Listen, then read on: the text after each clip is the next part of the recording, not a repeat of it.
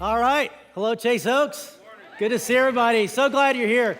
And those of you at our Legacy campus, of course, great to see you. And also want to welcome everybody out of their campuses. So Woodbridge, they had their first Friday night service this weekend, you guys, to accommodate growth, and it's so cool. So congrats to you. As well as Sloan Creek and our Richardson campus in Espanol, everybody online right now. And we are going to jump into a new series, but first, as we jump into a new year, there's some things to celebrate. And I mean, a couple things, honestly, I wish I could celebrate bigger. As an Alabama fan, for example, the national championship game earlier this week could have gone better. I think getting blown out by Clemson, but you know, it's been some time, so I can certainly celebrate. I think the better team won. I also can certainly celebrate the quarterback. Seems like a great young guy, and who will probably become a legend, and he's a brother in Christ, and just seems like an outstanding guy. So, you know, I can celebrate that. As far as the Cowboy game, it's too early to talk about. Another thing I wanted to celebrate, I really did. For this series, I had grown a beard. And it was looking good. I mean, I know that sounds arrogant, but it's just truth. It was looking good. And, you know, it was pretty gray, but it was full. And I got so excited about it that I went out, I spent $50, and I don't like doing that, on a beard trimmer. And I set it all up the way I look like it should go. Of course, I didn't read the instructions because I don't read instructions.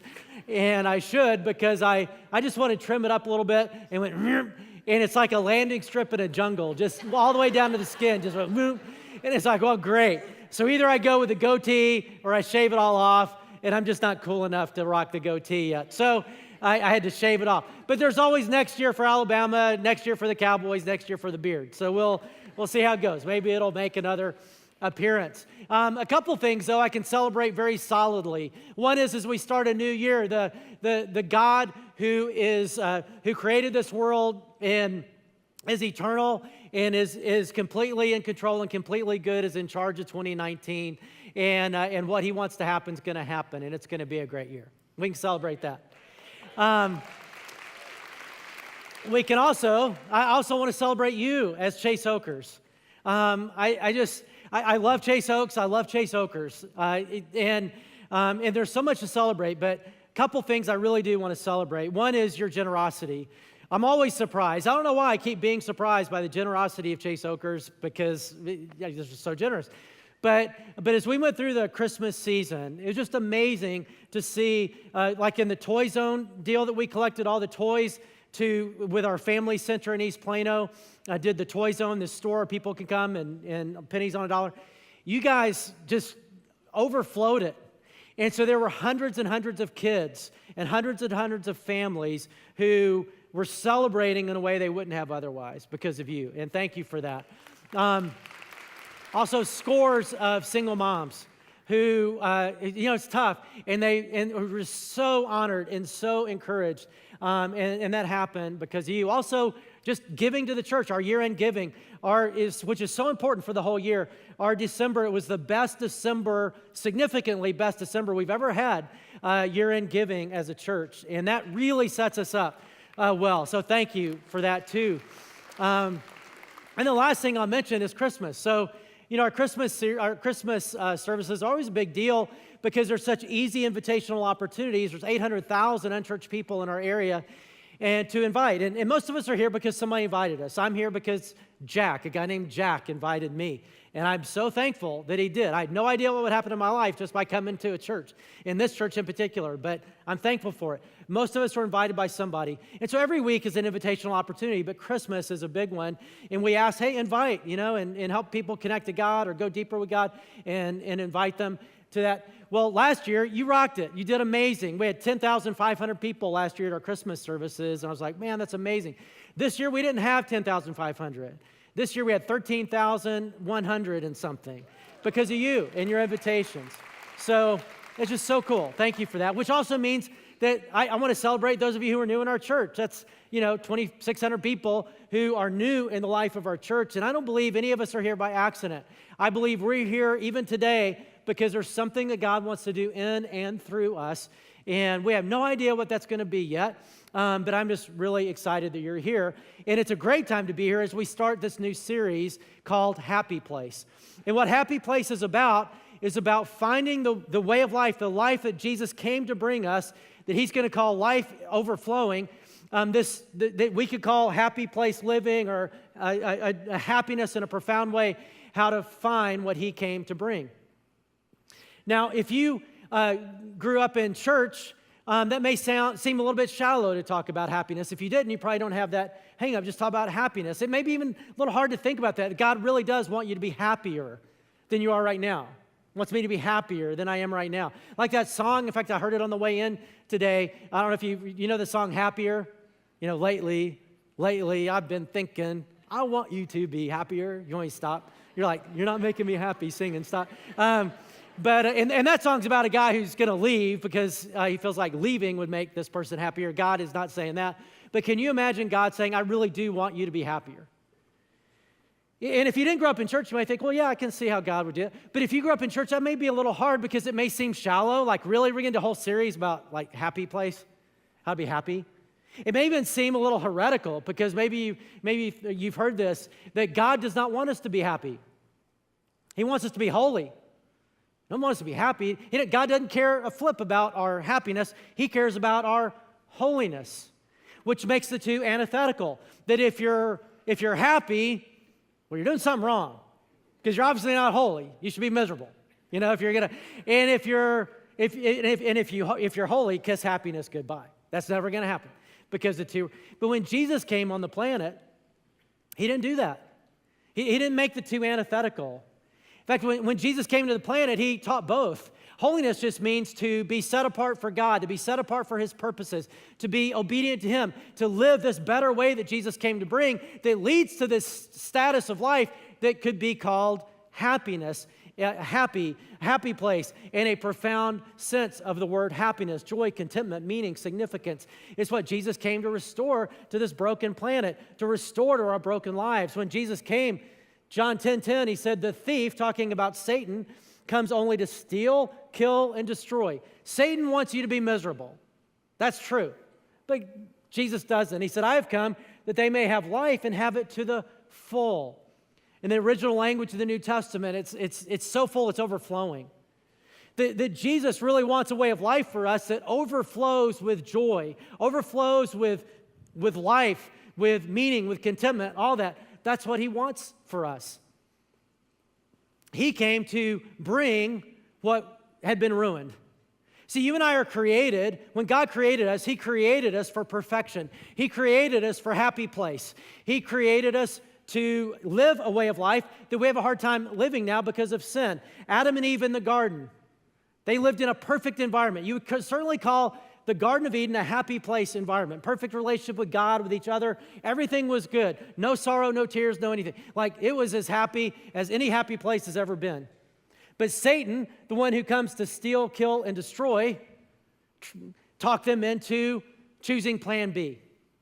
That, hey, he talked them into this idea that, hey, God is actually holding out on you. That there are things that would make you happier other than what God has said. And they bit. And they chose to go after plan B. And in the process of trying to be happier, they actually lost what brings real happiness. And now we find happiness in a broken, fallen, messed up world elusive. And if you think, man, life should be better, life could be better, maybe it's because it should be, and it could be, because that's what we were created for. I mean, America is a great example of that. You know, if anybody on the planet should be happy, it should be Americans, right? You ever been to America? It's a great place. It's, America, and Americans, and so many good things, but we're not very happy. And I know that because people have studied that. The Gallup organization has done this massive 10-year study, started in 2009. 2.5 million people in this study they've been doing from year to year to year. And they have the state of life that they're trying to track is happiness, contentment, all that sense of well-being. And when they started in 2009 was an interesting year. I don't know if you remember 2009. For one thing, guess who won the national championship game that January? Alabama Crimson Tide. So you would think that'd be the happiest year ever, right? But it wasn't. And they kind of expected that because that was in the Great Recession. So they knew it was a tough time economically and that people would be nervous and anxious and depressed and all kinds of stuff. And sure enough, that's what it showed. In the first year of that survey, they expected it as the economy and things getting better for all that to be better. But you know what happened? Didn't. In fact, every year we've gotten less and less happy. And in 2016, I don't know why, but in 2016 we took a nosedive. 2017, another nosedive. I don't know about 2018 yet because they haven't done this study. You think, well, why? The people who did the study concluded it this way: America is growing increasingly unhappy, and the trend toward unhappiness is concentrated in the places it used to be among the very happiest. Whatever the reasons, America's collective psyche is clearly suffering today. I don't know if you can relate to that or not. I don't know if you'd say, man, I think my life could be better. I think my family could be happier. I think my relationships could be better. I would love to be happier at work, happier what. I mean, if you can relate to that, this is going to be a really significant series because Jesus actually wants that for us more than we can imagine. And he came to bring this sense of well-being and contentment and joy, not just for us, but that would overflow to others. And so today we're going to start out this series by looking at a very important principle, probably the most important principle of all, that you and I have responsibility for this. Jesus came to bring it, and you and I have responsibility for it. And we're going to see that in one of Jesus' most important teachings, one of the most important parts of the Bible. It's a sermon. We have a whole sermon of Jesus. It's called the Sermon on the Mount. You know why it's called Sermon on the Mount? Because it was a sermon and he was on a mountain. Creative, right? It was Sermon on the Mount. And so we're going to be in Matthew 5 and Matthew 7 today, if you follow along with me in the Bible. And we're going to see the very first part of the sermon and the very end of the sermon, the introduction and the conclusion, his main point at the end. In the introduction, he's saying, hey, I want you to be happy. I came to bring a blessed life. And he gives this invitation.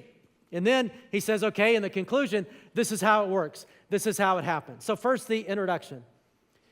He said blessed. Now, that word blessed, as we're going to see, could be translated happy. It sounds very religious, blessed, but it was a word that was used in their normal culture, and it wasn't just a religious word. So you could say happy are the poor in spirit, for theirs is the kingdom of heaven. Blessed or happy are those who mourn, for they will be comforted. Blessed are the meek, for they will inherit the earth. Blessed are those who hunger and thirst for righteousness, for they will be filled. Blessed are the merciful, for they will be shown mercy. Blessed are the pure in heart, for they will see God. Blessed are the peacemakers, for they will be called children of God. Blessed are those who are persecuted because of righteousness, for theirs is the kingdom of heaven. So that's the invitation, is to this way of life he's describing as blessed. Now that word blessed in the original language of the New Testament, which is Greek, is the word makarios. And makarios is a very rich word. It's what linguists call a fat word. It's hard to choose one word to translate it because it's so rich in meaning. So it was a word that was used in their culture, but it means contentment, joy, happiness, fulfillment. It sometimes was used to describe something really beautiful and profoundly amazing. So he says, that's the way I want your life to be. That's the invitation. That's what he wants for us.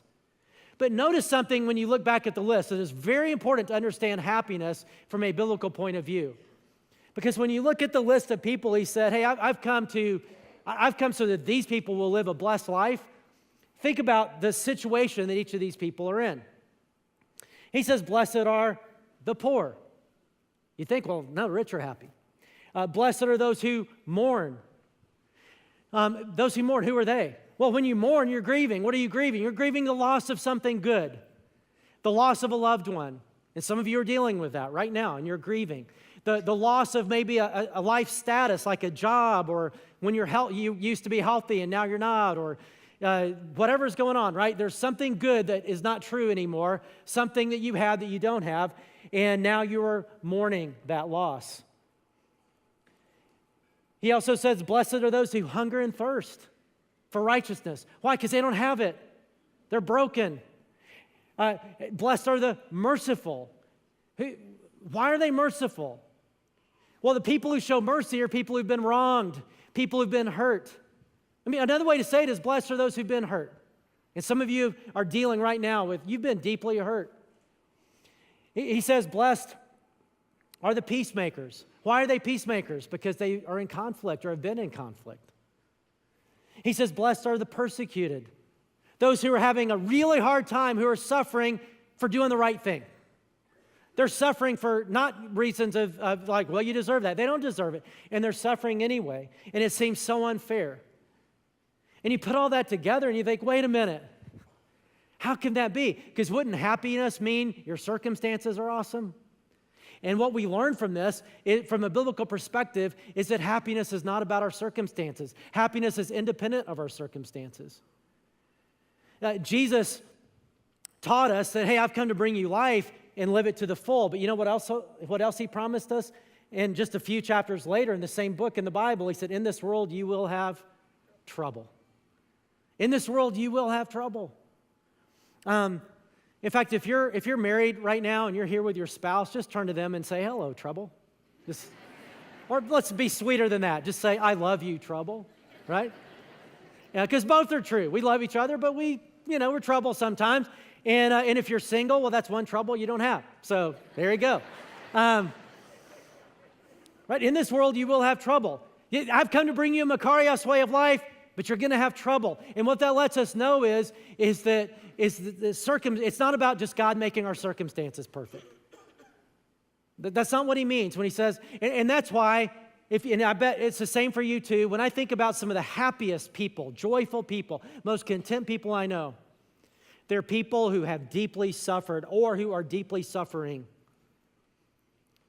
Because there's something that transcends circumstance that brings happiness that Jesus calls us to. See, otherwise, we just kind of play this game, kind of what I would call an if-only game. And we put all this on hold. Like, if only my life was different, then I'd be happy. If only, let's say you're single, if only I was married, and you're waiting for that. Or maybe you're married and you're like, if only I was single. Or if only I had a different job, or if only I had a job, or if only I was healthy, or if only, my kids were making better decisions, whatever it is, if only this person was nicer to me, whatever, all these circumstances, we're waiting for our circumstances to change. And what Jesus is saying is not about the circumstances. Like Paul said, we can learn to be happy and content in whatever circumstance we're in. In fact, when researchers look at this, like psychologists, it really backs up what the Bible says, which is predictable, because the Bible prescribes a certain way of life. It leads to a Makarios, a deeply, profoundly happy way of life, content way of life. And researchers have studied a lot about, well, what makes happy people happy? What do happy people seem to know that the rest of us don't?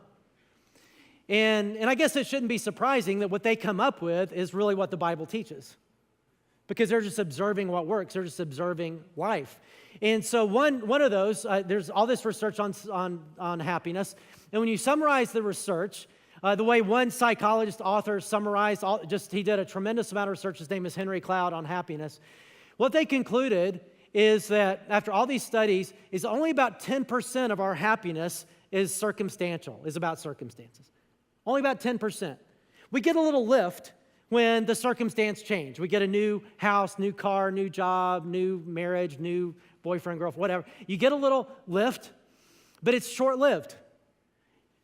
You do get a lift, and then you kind of come back down to where you were before that circumstance changed pretty long, your base level of happiness. We all know that. I mean, let's say you really want a new car, and you get that new car. And it smells great. Nothing like a new car smell. And you get out of the car and people say things like, wow, nice car. And you're like, yeah, that's the way I roll. It's kind of nice, right? And it's great driving and all that. But how long does that last? That thrill? Not very long. That new car smell, really not very long if you have kids, if you have little kids. Because pretty soon that new car smell is replaced by the smell of old French fries and ketchup and sports equipment and barf and whatever else, is in there, and you like slide into your seat and you're like, oh man, or you get the new relationship. Maybe you get married and you have the honeymoon, everything's, this is so great. And then until it's not so great. You're like, why can't he just pick up his underwear? Or Or why isn't she as amorous as she used to be? Or why isn't he as attentive as he used to be? Or you get the new job and it's all exciting, you got the new job, and it is exciting, and then you realize, you know what, still a job. And in fact, I got more work than I used to, and more headaches than I used to in the new job. Or, I mean, you can go with anything like that, right? It gives a temporary little lift, and what that tells us is if you're unhappy as a single person and nothing else in your life changes except you get married, it won't be too long before you're going to be unhappy as a married person. Or if you're unhappy in your job now, if nothing else changes internally, then probably you're going to be unhappy eventually in the new situation. We come down to that baseline. It's not just about circumstances. It's about other things. Researchers have found that 50% of our happiness is about our temperament, our wiring, how God wired us together. And then here's the good news. They found that the other 40% is completely in our control. It's perspectives that you and I can choose. It's practices that you and I can choose. Because what they found, and what the Bible teaches too, is that happiness is a byproduct of other things. Happiness is a byproduct of certain disciplines, of certain decisions, of certain practices that we have in our life. You don't just jump to happy. Happiness is the result of, the byproduct of other choices that you make. And that's what we're going to see in the Sermon on the Mount. That's what Jesus is going to emphasize, that, yeah, he came to bring us a Makarios way of life. He came to bring us a life that you can say, yeah, that's my happy place. It's a deeply profound, happy, joyful state that he wants us to live in despite our circumstances. But what he's going to let us know is this. This is our big principle for today, is you have personal responsibility for your own happiness. He came to bring it, but he doesn't just drop it in our lap. You and I are made in the image of God, and this is the way God chooses to work with us. Because we're made in his image, he didn't just make us robots. We're made in his image, which means we're creators, we're deciders, we're choosers.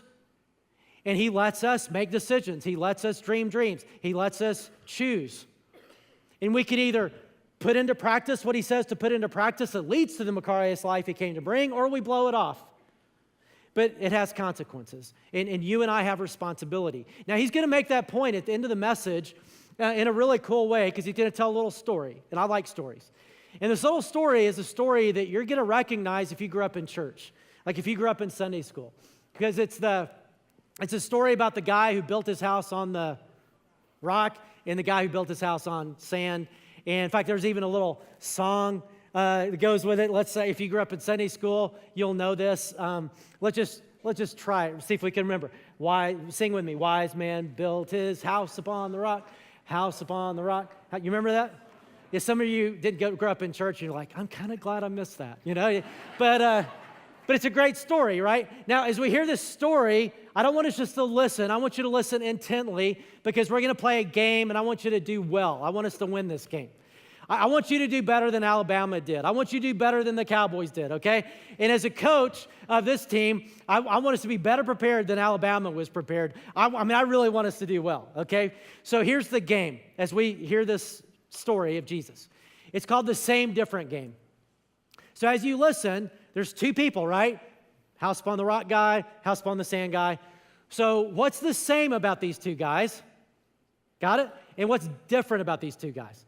And so listen to the story, then I'm going to ask you those questions, and I want us to kill it. I want us to do well. All right, here we go.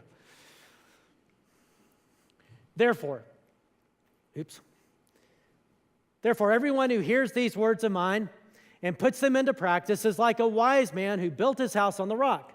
The rain came down, the streams rose, and the winds blew and beat against that house. Yet it did not fall because it had its foundation on the rock. But everyone who hears these words of mine and does not put them into practice is like a foolish man who built his house on sand. The rain came down, the streams rose, and the winds blew and beat against that house, and it fell with a great crash. So let's play the same different game, all right? So between these two guys, what's the same? Just shout out some answers. Okay, yeah, they both built a house. That's one thing I heard. Yeah, they both built a house. That's the same. They both had the same goal. They wanted to build a solid house. What else is the same? Yeah, they both face the same storm, right? Same exact thing. They're both guys, somebody said. I like that. It would have been a whole different story, right, if they were girls. They both just do the right thing. I get it. Me Too's catching on, which is good. I like it. So they both face the same adversity, right? They both face the same storm. Okay, and they both had the same goal. What's different about these two guys? Okay, sand, rock, the foundation. One put it in practice, one didn't. Good answer. Okay, right. So you think about, okay, well, what's different? You guys have done a good job saying it. Well, what's different is one person, right? Different foundation, built on the sand versus the rock. And that's Jesus' point. He's not giving construction advice. He's giving life advice that if you and I choose a poor strategy of life, just do what we want to do, not the harder thing, then we're going to, it's not going to go well. We're not going to get to the Makarios way of life. Now, I'm going to zero in a little bit more and not think about just these two guys, but to think about us. Because Jesus' point isn't just about these two people, it's about us. It's about two groups of people in the world. So forget the sand guy and the rock guy. And we're going to play the same game, same different. We're going to focus on group number one and then group number two. And you tell me what's the same and what's different. So group number one.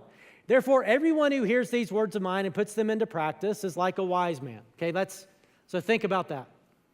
Group number two. But everyone who hears these words of mine and does not put them into practice is like a foolish man. Okay, so other than wise and foolish, what separates wise versus fool? What's the same about these two? Yeah, awesome. They both hear. They both hear the words of Jesus. They both know what to do. That's not the problem. Their problem is not, I didn't know. They knew. They both heard. That's not the issue. And I think for us today, for most people, just knowing the right thing to do, I don't think is our biggest problem.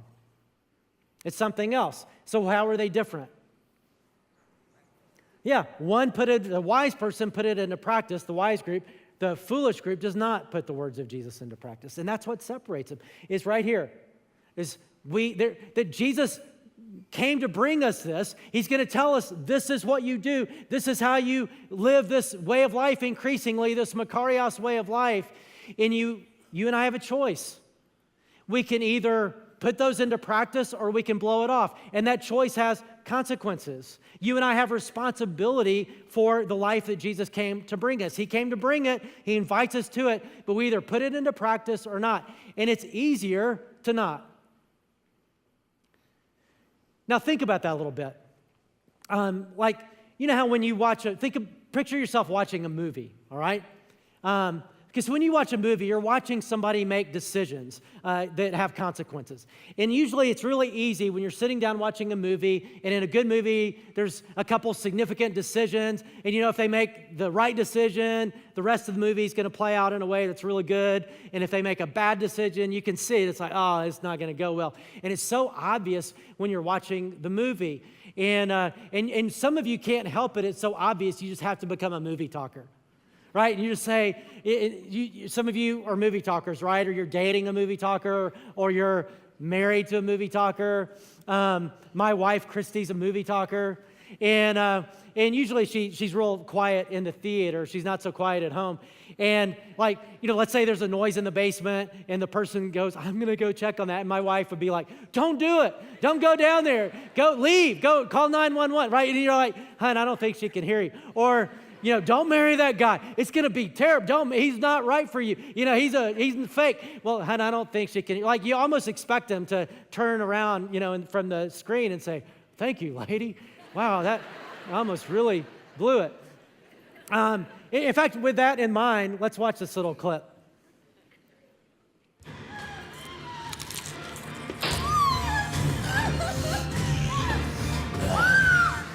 You better run.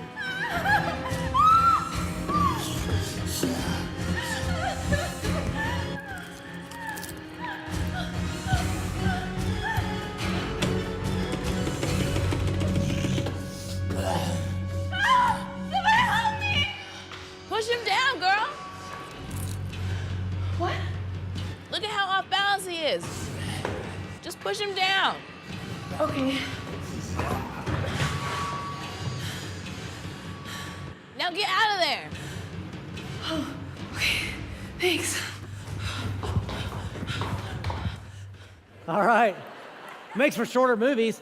But it'd be kind of fun if it worked that way. It doesn't work that way. You and I can't speak in the life of someone else's movie very well.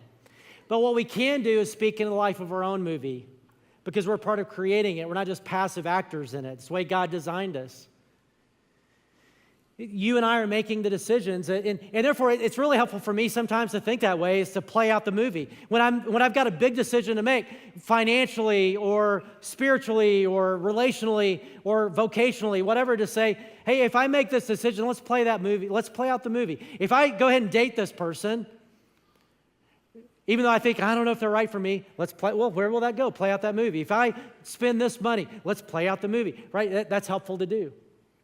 And what Jesus is letting us know is that those who are wise are people who choose, as they're creating a movie, to put the words of Jesus into practice. And again, the biggest problem, remember, both knew the right thing to do, both groups here, because I don't think our biggest problem is knowing what to do. I think most of us kind of know the right things to do. Our biggest problem is putting those into practice because it's just easier not to. And we're going to see that in this series. This series is built around 5 practices that happy people do that Jesus tells us to do. 5 practices. None of these are going to be shockers. These are not like 5 secrets that only Jeff Jones knows, and he's going to let the world know at Chase Oaks. You better come. Bring CNN because this is amazing. Like nobody's ever heard that. That'd be cool. I mean, it'd be kind of fun, but it's not. In fact, the stuff we're going to talk about, you're going to be like, yeah, that makes sense. For example, one week we're going to talk about this, that what the Bible tells us to do, Ephesians 4, get rid of all anger, bitterness, wrath, all that. The Bible tells us to get rid of our baggage. And psychologists would agree, yep, happy people are those who work through their relational pain and hurt. They don't leave it in there, right? They work through it. They do the hard work of working through that stuff. They don't allow anger to become bitterness and to control their life. Happy people work through their stuff. They don't go through life with all this unresolved relational stuff and unresolved hurt and unresolved baggage. They don't do that. They work through it. I don't think anybody hearing that be like, wow, really? I thought if I just stuffed it and acted like, well, that's in my past, I'm just going forward, that it would be fine. Because I think we know that, at least you experience it. If you've got unresolved stuff in your life, it is affecting you. It's going to come out in anger. It's going to come out in anxiety. It's going to come out in depression. It's going to come out. It's there, and it's causing a problem. And I think most of us kind of know that that makes sense, but it's not easy to deal with. It's easier just to live in denial. It's easier not to deal with it than do the hard work of dealing with it. And so that week, we're going to talk about, well, let's deal with it. And how do we deal with it? And that's our choice. We either put that into practice or not. Or another week, we're going to be talking about connection, how happy people are deeply connected people. And I'm talking about deeply connected with other people who are with each other and for each other in life in a life-giving way. That happy people are not isolated, but they're known and they're deeply connected. Now, does anybody think, wow, I've never thought about that. I thought the more isolated you were, the happier you'd be, right? I think, I know some are introverts and are like, yeah, but actually but if you think it through, right, you'd be like, no, I get it. If I was more deeply connected to others in a life-giving way, my life would be better. I get that. It's not easy, it's not hard to figure that out. It's just hard to do it. Like, if you've been around Chase Oaks, and I mean, there's, a few thousand people like this who are in Chase Oaks, and so glad you are, and you're not really connected. And you've probably heard if you've been here for months or weeks or years, you've probably heard people say things like, man, you really need to be connected. You need to be in a group. This church is built around groups. And you're like, yeah, I really need to do that. And you really believe, like you really want to do that. And you think, yeah, I really, really want to do that. And you know what to do. It's just hard to actually pull that trigger, isn't it? And I've been there. I understand that. It's just hard to pull that trigger. Because what if you go to a small group, and it's a bunch of goobers? It's like, oh, man, Or what if you go and they realize you're the goober? That's even worse, right? And so or maybe you're in a group, but you just don't ever go. Just not a priority for you because it's hard to actually do it. Easier not to. Or maybe you go and you show up, but you don't really show up in terms of authenticity. You don't really let yourself be known. And maybe you'd say, the whole group's kind of like that. It's shallow. It's kind of a waste of time because everybody just kind of shallow. Well, it probably is a waste of time if it's that way. But somebody's got to do the hard work of saying, you know what, forget that. I'm just going to, be vulnerable here. And this is what's really going on in my life. Somebody's got to do that. And again, I don't think that any of that's real like a shocker. It's just hard to do. And that's why in this series, I've tried to make it really easy and really effective to get into community, to get into a group. And this Happy Place series, as your host said earlier, is designed not just to come and hear sermons, but it's to be in a group that's going to take what we're talking about deeper. And there's video content that we shot up in Colorado where it's kind of a different illustration each time, just as discussion starters in those groups to say, okay, let's talk about that, what that really means, and let's hold each other accountable to it. And if we do that, then this will be way more effective than if we don't. So if you're not in a group, I encourage, this is the best time in the world to get into a group. If you're in a group, show up. Actually go to it. And when you go to it, really show up and just be really authentic and help make that group what it can be. Because there's a lot at stake in this series. I mean, really what's at stake in this series is the Makarios life that Jesus came to bring us, the life overflowing that he wants us to live. And you and I have responsibility for that. He came to bring it. He did the hardest work, right? He came to bring it. He came to restore to our life, like the Garden of Eden, what has been mucked up. He came to restore it. But like Adam and Eve, we have a decision. And you and I have the same decision. Am I going to put these principles in place? And so I'm going to encourage you to come each week to this series, open to what God's going to say. And I encourage you, like I said, to get into a group. And we're going to go to God in prayer here in a moment. And I want us to go to God in a way that takes responsibility. He will meet us where we are. He will walk with us. In fact, he invites us to walk with him. But he invites us to take steps. I mean, that's what you mean. When you walk, you got to take a step.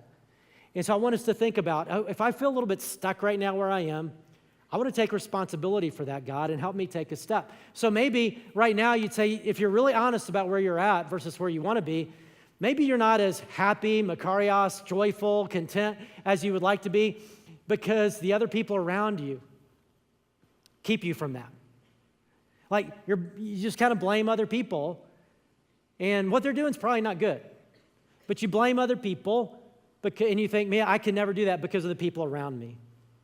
My spouse or my friends or my kids or my parents or what has happened to me or in the past, that I blaming other people. And I hate that happened. But we can't blame other people. We have to take responsibility and to say, okay, as a person who has been hurt, who is disappointed in relationships, I want to find the happiness that Jesus came to bring me. Maybe you're waiting for circumstances to change, playing the if-only game that we talked about earlier. Man, if only, once I get the job or a job or once this happens in my life or I'm healthy again or whatever, then, and don't play that game. Jesus invites us to enter into this now, whatever our circumstances are. Maybe you feel you don't deserve to be happy. Like you've really made bad decisions and you've really sinned and you've really hurt people and you're like, I don't deserve to be happy. And here's what I tell you, is you're right. You don't. None of us do. I sure don't. Zero of us deserve the kind of happiness that Jesus came to bring. We've all sinned. We've all hurt people. And we don't deserve it. But Jesus came to bring us what we don't deserve. That's what grace is giving us what we don't deserve. And he gives it freely. And nobody in this room has done anything that makes God go, oh, wow, really? He knows exactly, and he wants to give us this. He wants to work with us in this. Maybe you just say, man, I'm just too broken, too wounded, too broken. And I understand why you feel that way, but you're not, because Jesus is a redeemer and he's a restorer and he's really good at it. You're not even going to begin to stretch the limits of his ability to restore and repair what's broken. Maybe you're just distracted, like Adam and Eve in the garden, where Satan, who tries to distract us from the things that actually bring meaning and happiness, just keeps us going after lesser things that bring a little lift, that don't last very long. So whether it's careerism or materialism or partying or substances or whatever it is. I mean, yeah, he'll keep us going for things that really don't bring life that's really life. You think, you know what, it's time for me to just leave that and be focused. Or maybe you're so discouraged because life has not been the way you think it should be. And it's because it hasn't. Life in a fallen world is discouraging. But Jesus invites us to come to him in our discouragement. And he weeps with us and he works with us. And so wherever we're at, I invite us to, let's just bow our heads together before God. We're going to pray. And wherever we're at right now, I just want you to be really honest with yourself and with God. And prayer, as I always say, is just talking to God in our own words. You don't have to have somebody pray for you. You don't have to pray in a certain words, flowery words. He's just your Father. He loves you. He wants you to talk to him. So for some of you right now, you may not have a relationship with God or even know what I'm talking about. And that's really where Happy Place Living starts, is inviting his transforming presence in your life and his forgiveness in your life. And he offers that by grace. He offers that freely. Jesus, that's why he came and died on the cross. He died on the cross for our sin, to take the penalty so that we could be forgiven. He wants to come into our life and be with us in the stuff we go through and to change us and morph us. And so this may be your time to say yes to God. Yeah, I want all that. You offer it by grace as a gift. And I say, yes, I want you to forgive me and come into my life, begin to change me. For others, this may be a point as you think about, I don't know where you're at. We gave a lot of options a little bit before, but I'm just going to give you some moments of quiet just to talk to God about where you're at and what it would mean for you to take a step.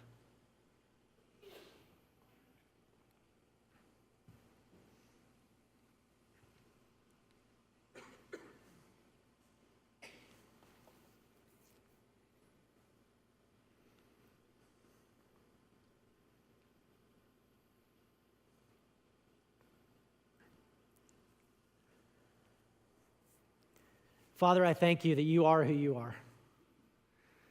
The God of goodness and grace who just loves to give good gifts to your children, who just loves for us to experience life as you created us to live it. And you know how we've ruined it. And so, Father, would you help us in this series even now, just take steps that lead to the way of life you want for us, to be the kind of people who not just know the right thing to do, but put them into practice. And would you empower us and help us to continue to take these steps? But we thank you for your goodness. In Jesus' name, amen.